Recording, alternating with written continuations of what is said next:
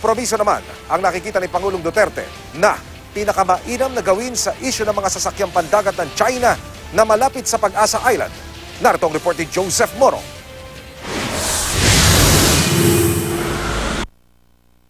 Magkompromiso na lamang daw ngayong nasa Pag-asa Islands na ang ilang Chinese vessels sa ambush interview pagkatapos siyang dumalo sa convention ng mga piskal sa Palawan nitong Huwebes. Sabi ng Pangulo nung una, hindi raw magagawa ito ng China.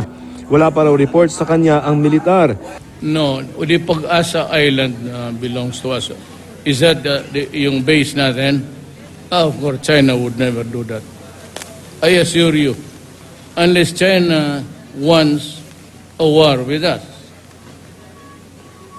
hindi ako papayag kung pati yung Pag-asa occupy nila.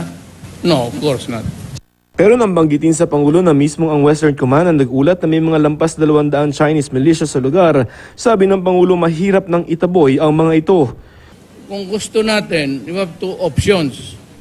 We drive them away by force. Or can we do that? Unless we want to commit suicide, if you go to war, we go into a compromise for the time being. Pero mismo ang Department of Foreign Affairs na nagsabi na paglabag sa sovereignty, sovereign rights at jurisdiction ng Pilipinas ang paglalagay ng China ng Chinese militia sa Pag-asa Islands. Joseph Morong, GMA News.